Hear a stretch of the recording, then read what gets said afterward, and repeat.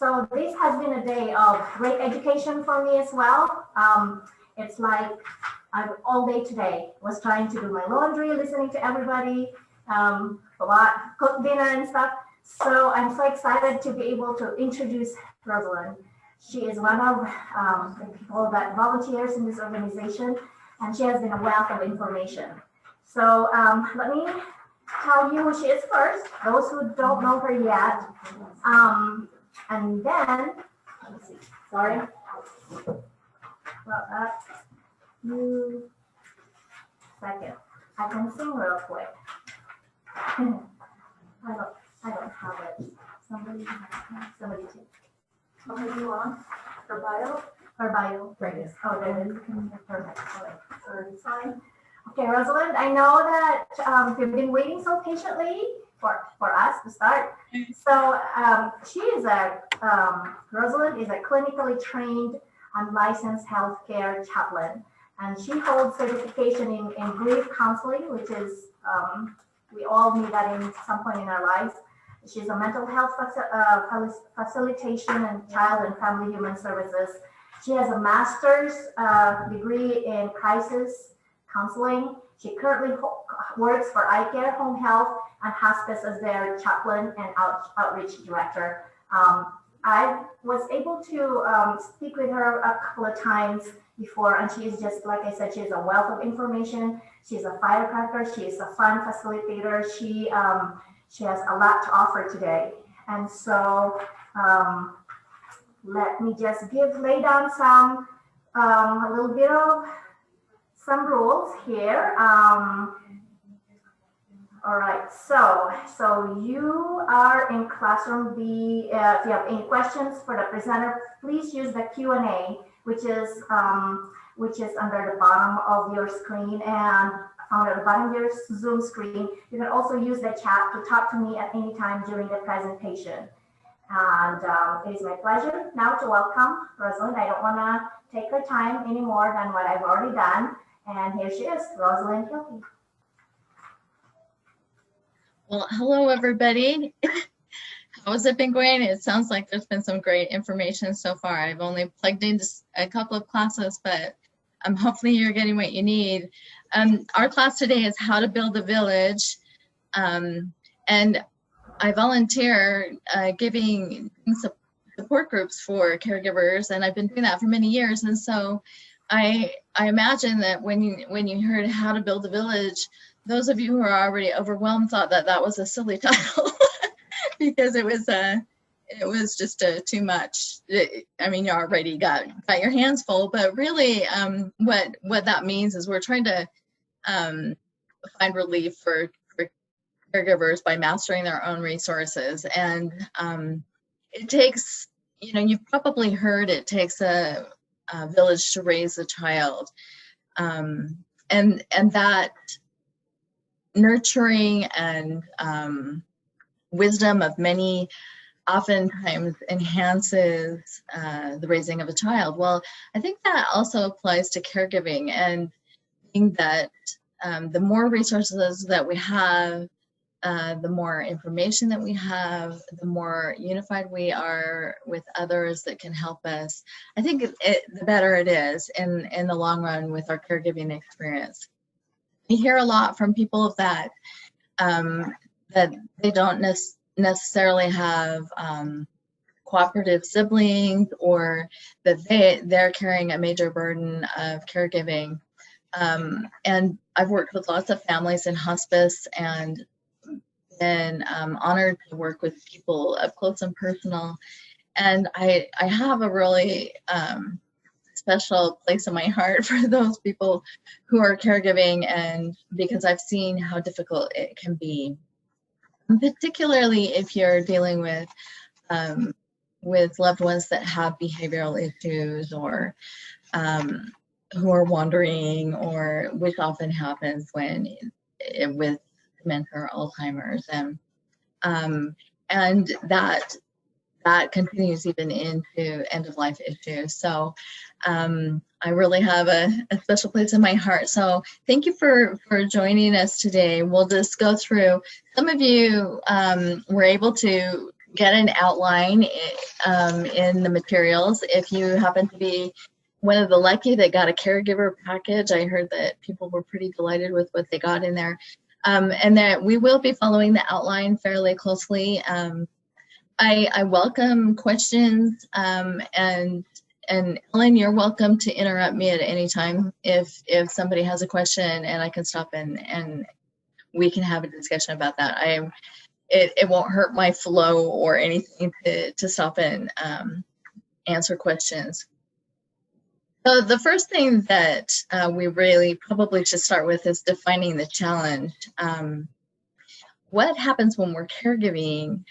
Usually there's a real subtle increase in demand. A lot of times people don't really notice, like it's just becomes more and more and more. As a person declines and you're caregiving, their needs increase. And so they require more and more of your attention, of your time, of your overseeing. And so a lot of times this creeps up and people have more and more responsibility and they're not really paying attention. So I've noticed that sometimes people resist help even if it's offered.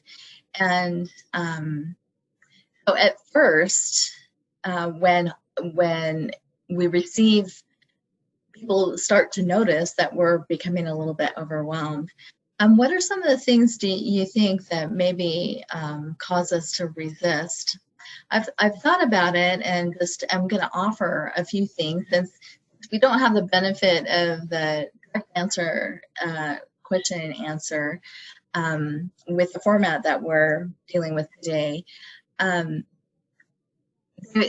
I think oftentimes people want to maintain their personal independence.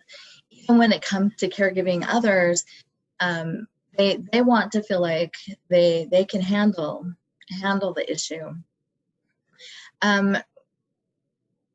They also, I've noticed that when their loved one declines, acknowledging that their loved one declines also sometimes makes us look at our decline. Are we declining? It's kind of a life reality check. I've heard a lot of people say that as they go through the process of caring for someone and watching the decline, that it creates life questions for themselves, about what's next, and is this what it's going to be for me, and how will I feel about that when it comes? And so a lot of times there's a little bit of a reluctance to acknowledge decline simply because we don't want to consider decline in ourselves, or that may be our future also. Also, I think that we're trying to, a lot of times caregivers are trying to maintain a normalcy. They're trying to maintain the lifestyle that they've had. And so they work harder, they try new things, to try and manage things on their own. And so they're a little bit resistant to asking for help because they want to maintain what has been, particularly when it's a husband and wife relationship. Oftentimes they see a decline, a change in lifestyle as a relationship. And that is very difficult. It can cause grief responses. It can cause lots of sadness when you think that, well, this is the way it was, and now we've got to change. And if it reflects on the relationship, that can create a hardship, an emotional hardship. So those are kinds of some of the things that I've noticed about caregivers where family members are saying, can we come help? And then they're a little bit resistant to that. Well, the whole premise of building a village is naming your resources, finding your resources, and then gathering them in. So I wanted to address resistance, or denial is a strong word, but first, because a lot of times we are slow on the uptake when it comes to accepting help, maybe that's even being offered, or those noticing that maybe we are declining in our physical functions because we're not getting enough rest, or we're not taking care of ourselves, or, you know, for one thing or another, those around us are concerned for us because they can see things are changing. So how do we avoid caregiver burnout? The first thing is acknowledging the fact that things can change, and that just because they change doesn't mean it has to be, it doesn't have to be a sadness or a hardship. It can be, if we reframe it in a positive way. It takes a little bit of mental work to do that, to say, well, this is the way it was, but we can find joy in this way. And that's actually a whole nother topic that should probably be covered in another discussion. But there are ways to do that. I've been really concerned about caregiver burnout for a long time because I've been so close to those who have really suffered. Based on a 2003 study done by Ohio State University, 63% of caregivers have a higher death rate. They actually pass before the ones that they care for. That was a pretty alarming statistic. It says that 70% of the caregivers that had been in the study after 6 years had to be replaced. And so that was a really big eye-opening study on the seriousness of caregiver burnout. You have compassion for the person who is declining, and it's obvious, and people can relate with that. Oftentimes people have no idea how incredibly difficult it is to be a caregiver 24/7. It is so exhausting. It can be so exhausting. It can be incredibly rewarding, but it also can be exhausting. A lot of times people have to do it have to have lived a little bit or seen closely what that looks like in order to truly have compassion. And so a lot of times people don't have any idea on what it takes to care for your loved one. And if they did, they may be more responsive. Not always, but we hope they do. We hope they are more responsive. So where do we begin? If we're going to build a village, if we're going to build resources, if we're going to, gather the troops, where do we begin? So I've got a personal approach that I like to take with the people that I have worked with, and it's a pretty easy thing to do. But we start by taking a personal strength inventory. I like to encourage people to really focus for a moment on what their strengths are, what their personal strengths are. What is it that they feel good at? What is it that it comes easy to them that maybe doesn't come easy to other people? What is it that in their caregiving they don't find as hard as other things? It's a good thing to make a list. And let's see if you can see this. I did a really simple thing, and I'm sorry I don't have it up, but I'm using it as my format. But I just did a simple list. The first thing says personal strengths inventory. The second says most difficult tasks. And the third thing says greatest fears. So you begin with your personal strength inventory. And what you're doing, like I said, is to find out what you feel really good about that you're able to do, and how you feel good about that. We want to start with that because we want to empower the caregiver and make them feel capable. And so make that list. A little later in the presentation, I will pull up a caregiver notebook that I've included in for this discussion, and it will provide a format for you. So you probably don't need to have this, because there will be a great resource for you to do it in the caregiver resource book.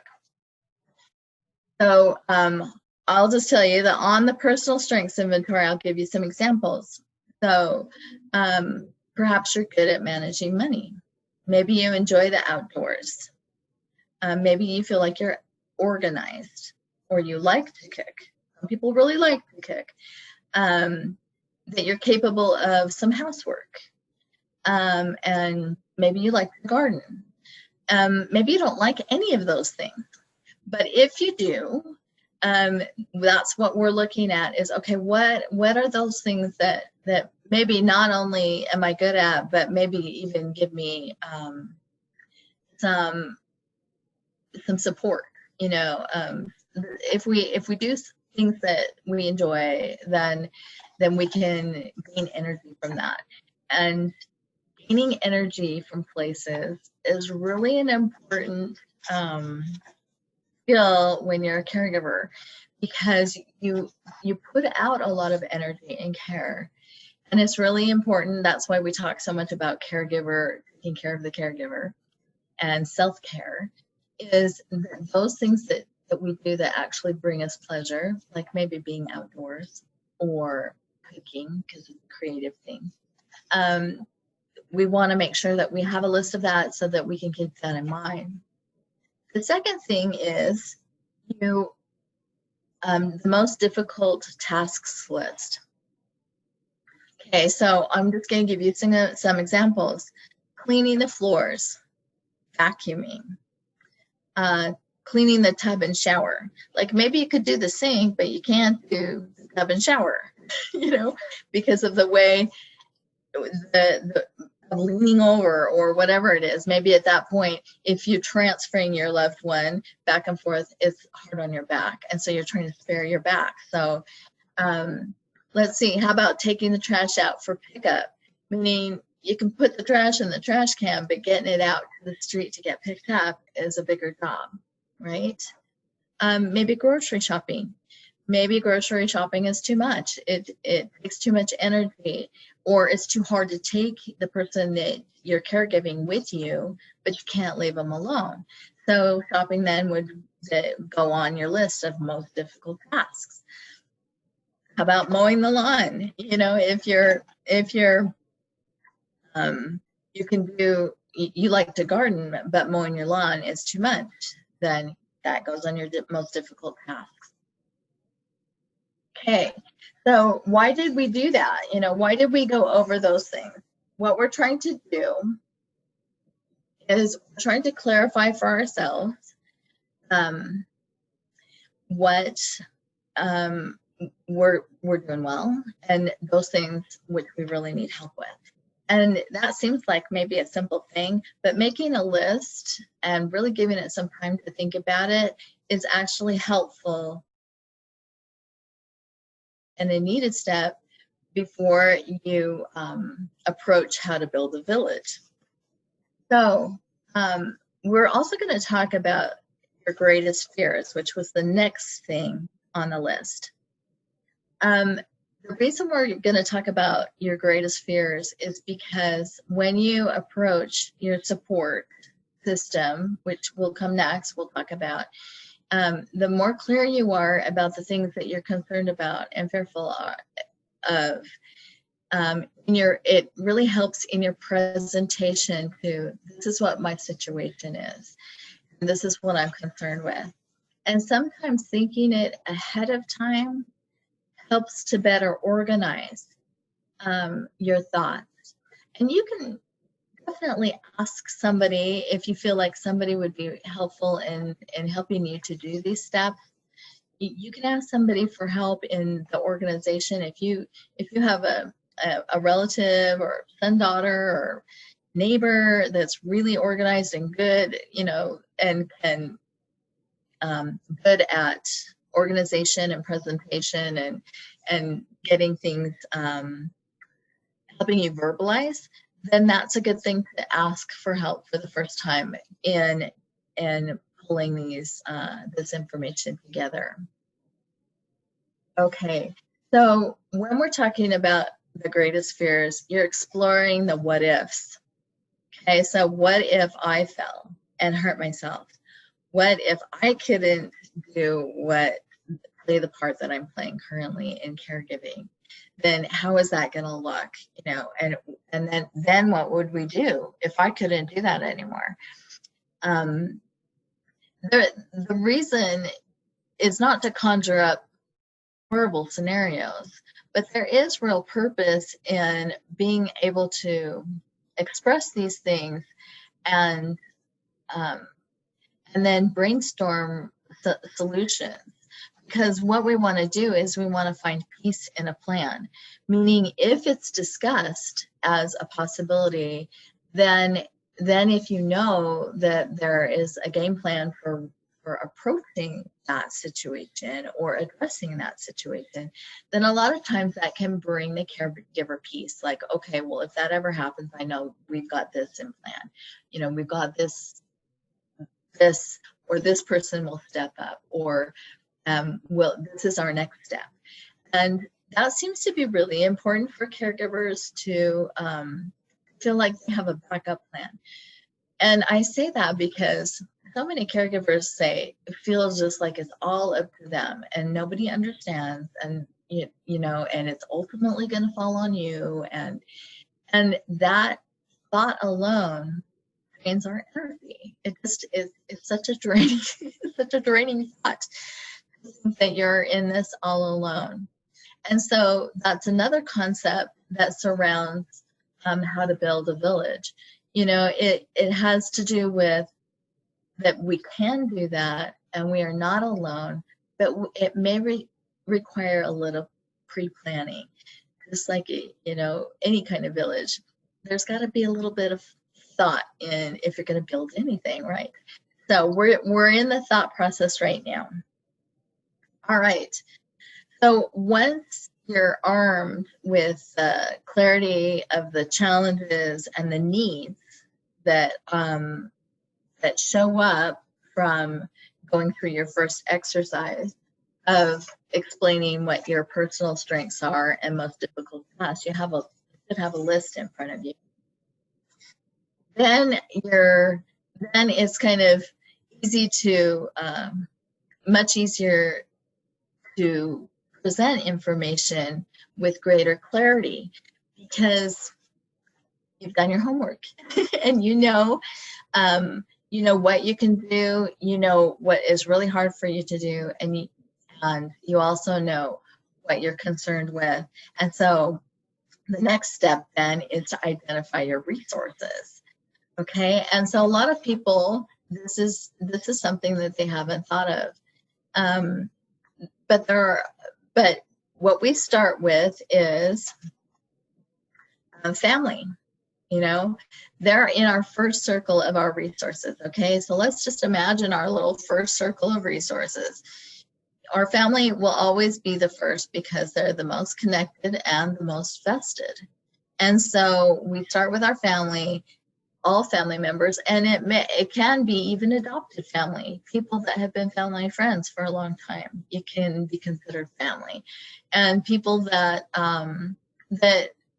it's very interesting. I've learned that in relationships, sometimes an aunt is closer to a daughter than a mother is, and so they're pulling any kind of strong relationships where there's already connection is a really great place to start. So what we do is we identify family and we make a list, okay, of all the family members we can think of that maybe possibly could be helpful. All right, in addressing those things that we said are difficult tasks for us. Then in our second circle, outside our inner circle, is community. And in our community, neighbors, church, and friends fit in our community. And so what we do is we go through our different resources within our community and we make a list of and sometimes these people have already offered to help, and sometimes they don't know what the situation is. And so they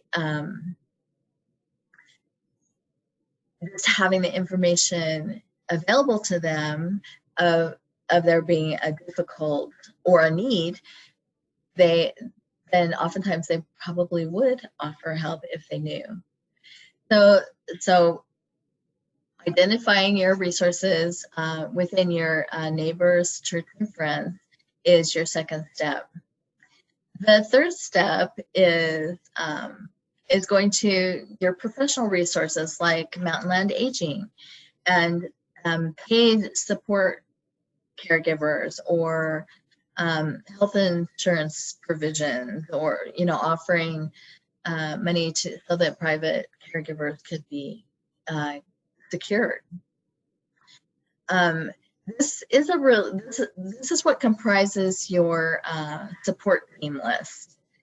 Okay, so this support team is now all listed of people that could possibly be helpful, and the resources outside. Another good resource for looking at what's available is the Senior Blue Book. They publish an entire book that has all kinds of resources in that, and Mag has them, and they're distributed. They're free to the public, and that's a really helpful resource if you're looking to see what's available for seniors in particular. Once you've compiled your support team list, you're going to prepare your presentation, which means you are going to first talk with those people who are vested most, with your family, and you're going to present information on this is what you're concerned with, this is what you're having challenges with. Okay, and as you present this information, hopefully the way you present it is that you say, this is what my challenges are, and then you allow people to have feedback.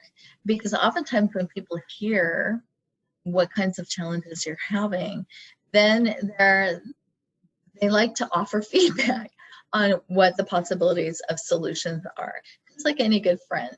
They're gonna come back and say, okay, well, what have you thought about that? Or my friend did this, and they have this new service available, and you'll start to hear participation in what could possibly be available in your scenario. And this is really helpful because there's oftentimes people will have heard of services or know of other people that have accessed service. This is another way to come up with creative ideas on how to approach and problem solve with your group with your village, so to speak. So you've identified your village through making these lists, and you've made this presentation, and then you listen and take note of those things which are being said. It's really interesting because in these discussions, oftentimes people will say, I had no idea that this was happening, or that you were required to do this, or he or she had declined to this point, and at that time, when they're more clear about what your needs are, you're more likely to have a more helpful and directed response for help. And that is what we're looking for in a village. We're looking for people to identify need, and those who are capable to volunteer and coordinate. In hospice, our social worker, and sometimes I do this also, we'll have family meetings, and in the family meetings we'll create schedules, and different family members will take turns.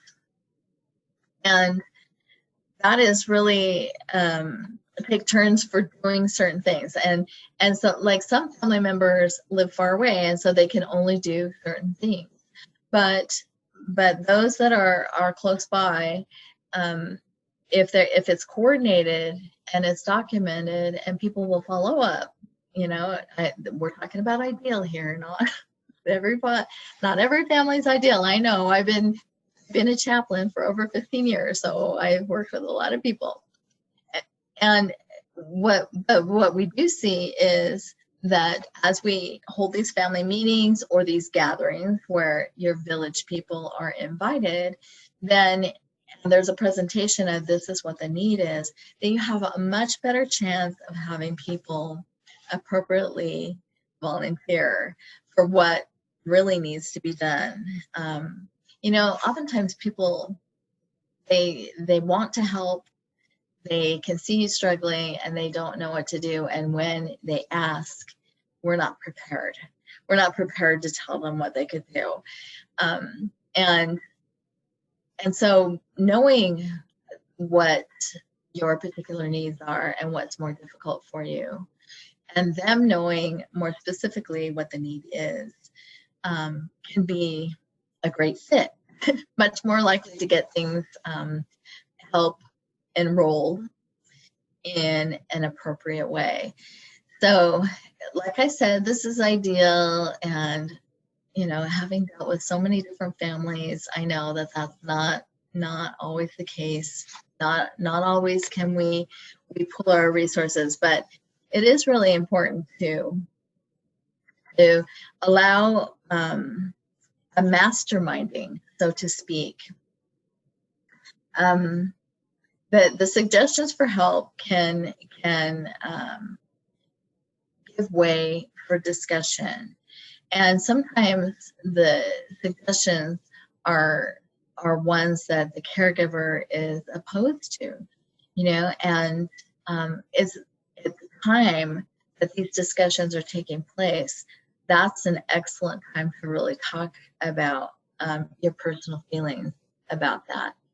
And the more you reveal your personal feelings, your wants and your desires and your hopes, those kinds of things, in a setting where people are enrolled in trying to problem solve, the better.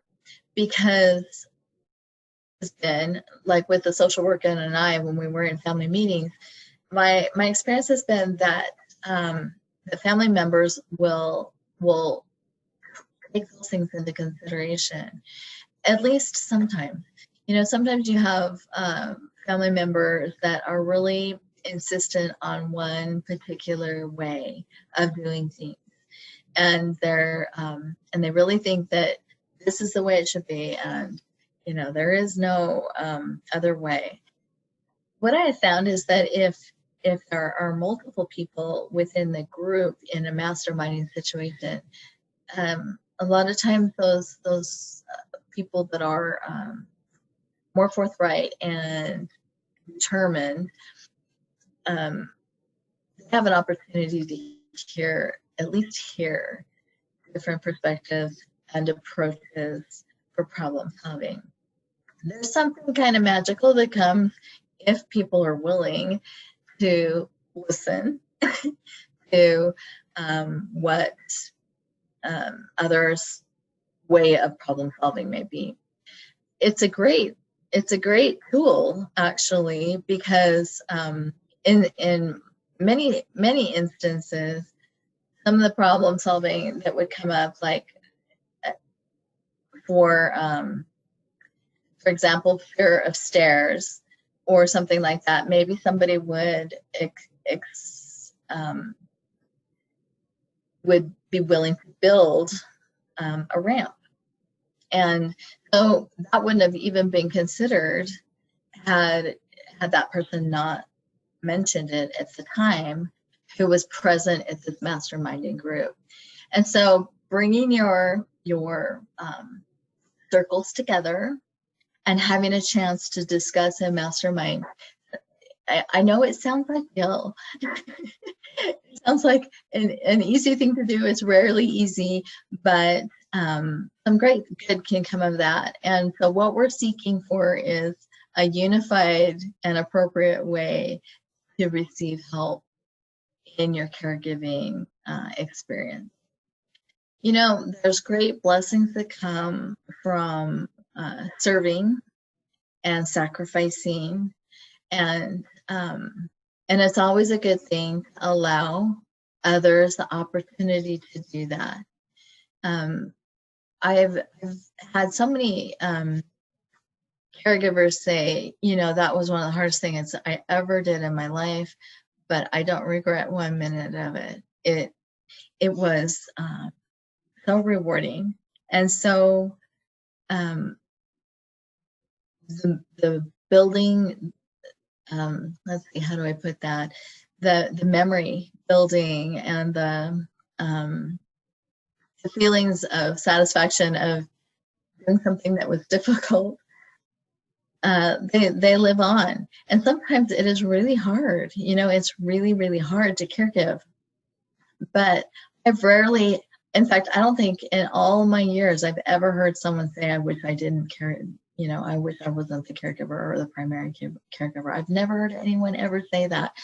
So maybe they thought it, I've never heard it.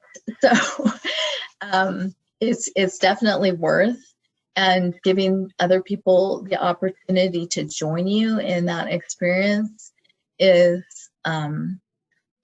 actually a very loving thing to do. So, but sometimes it takes a little change in mindset. I'm going to share my screen. Back to my share my screen here. So those of you who got a caregiver package actually got this caregiver notebook, only got a few pages of it. And the reason why you only got a few pages of it is because you can get the whole thing, and it's 32 pages through the whole thing. I want to just kind of go through this for a minute as a resource for caregivers. It may seem kind of daunting because you're thinking 32 pages, this is ridiculous. But let's go through this and see how maybe this could be helpful for you as a caregiver, and how you may be able to integrate what we talked about as far as finding your resources and organizing the information. So let's see. So this is the front page, and on the front page, this springwell.com is where you can click and it will take you to their website. And on this website, you can just request the caregiver. They have other resources, but you can request this caregiver book.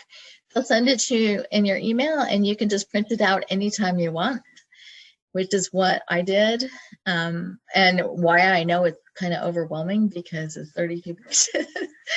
But anyway, so let's take a look at what they have in here.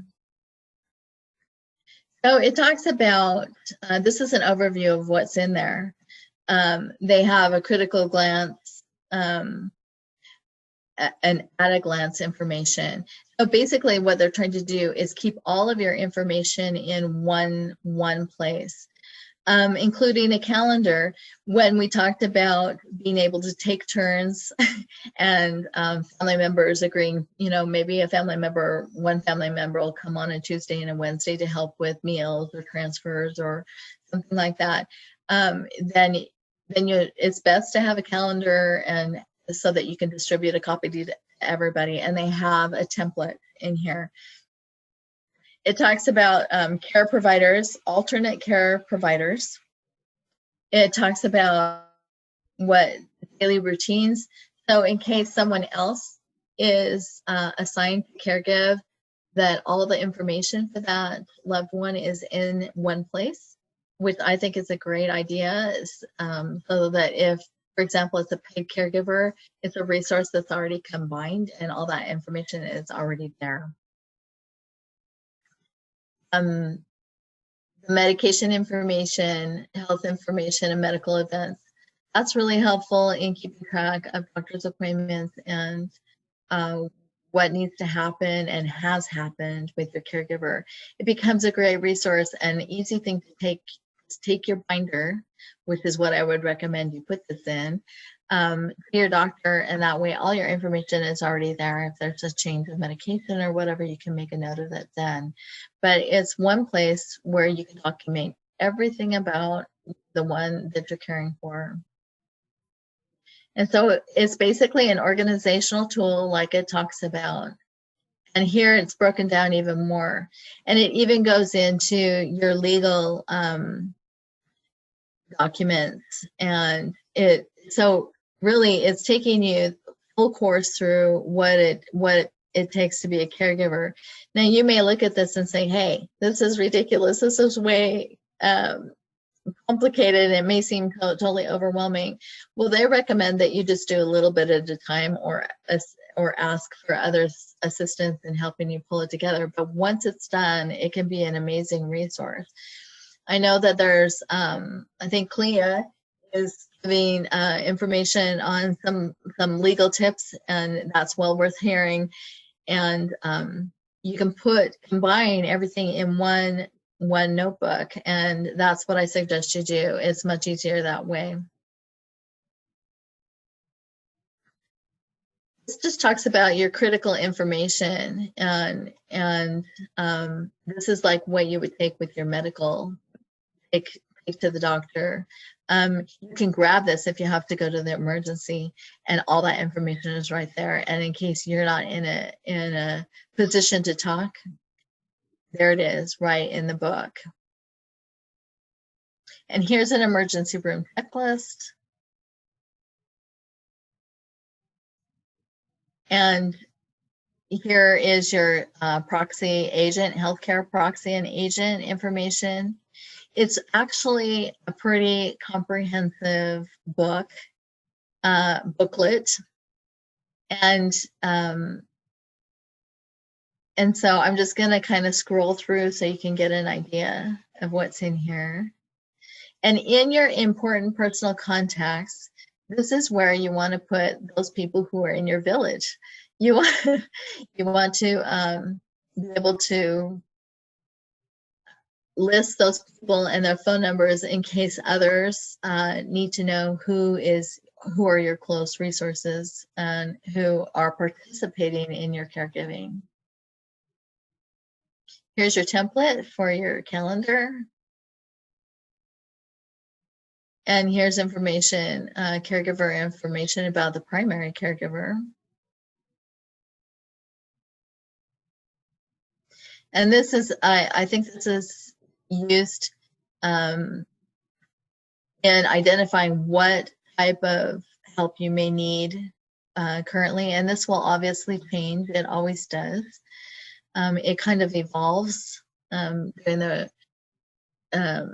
during time, and so needs change, and so as that you can just use this as a template and change it as needed. But you can actually use this if you want to have outside sources as or paid assistance, or even neighbors that have been or friends that have volunteered to help.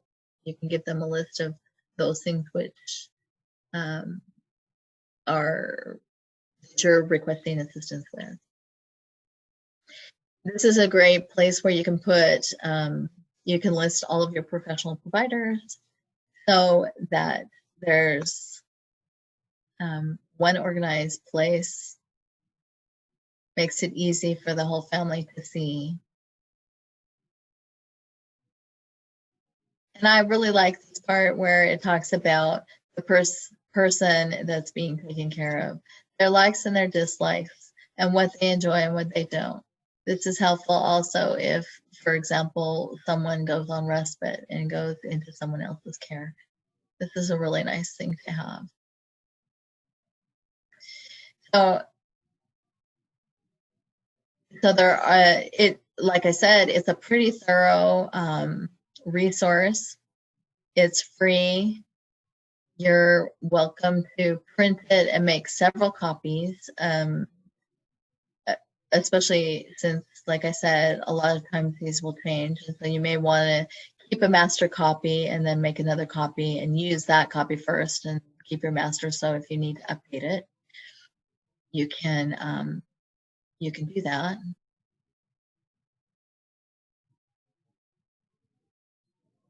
Anyway, that is a lot of information, and you can get the general idea. I thought that this was kind of an important an important thing to do or to share or to provide as part of creating your village, because you know, sometimes, I mean, you could see how much information was in there, and it can be incredibly overwhelming. And the primary thing is that we want to simplify things for the caregiver. And so, yes, it may be a lot of work up front. Yes, building the village, when you're in the building phase, it can take a lot more energy than maybe you're feeling up to. You may have to rally the troops to help you out on even building the beginning stages. But if once the village is built, then you have access to multiple resources, and you know what's available, and it can make all the difference in the world. I can't tell you how many caregivers I have run into, and they said, I just don't know what's out there. I seriously had no idea that this service was out there, or this service was out there, or that I could get help with this, or that mom or dad qualified for that, or whatever. We don't take classes generally, learn how to be caregivers before we usually are one. And so caregivers to this degree. And so it's really an important thing to affiliate with people that have resources, know where your resources are, and to identify those people that maybe could be helpful. And if you do that early on in the game, and it's done in an organized way, you're less likely to have to burn out as a caregiver, and you're less likely to have maybe others who were more willing than or were the first to offer can be burned out too. The more it's spread out, you know, they say many hands make work light. You know, and so I honestly think that that's probably the truth. So reviewing the needs and then identifying resources is the primary key in how to build, because you must know what you need first before you start gathering your people together. So I really appreciate this time that I've had in order to share this information. I'm hoping that it was helpful and that you received some information. I really do hope that you take advantage of that free resource, the 32-page caregiver notebook. I think it's pretty amazing. So does anybody have any questions? I have no questions that I have for you at this point in time. Okay. We have 67 participants today, which I'm very grateful they are able to have that wonderful information from all the things you've shared today, and the beauty of building a village and being able to take care of our loved ones. They say it takes a village to raise a child, but it's so true. It also takes a village to take care of our loved ones when it's our turn to take care of those people who have taken care of us. So thank you so much, Rosalind. I am just here like awed about all these resources that you have shared today. We will have about a few minutes to get ready for the next session. So on this channel, it's going to be navigating the options and challenges of placing a loved one in long-term care. But on classroom number 2 on the other channel would probably a great continuation of what you're sharing, because it's about community connections. What are the free and low-cost services that are available around us? Perfect. So, that's a great segue, huh? It's a very good, yes. More specifics, right? Yes. So without any further ado, I just want to say goodbye to everyone and have a wonderful day ahead of us. Thank you. We're going to go to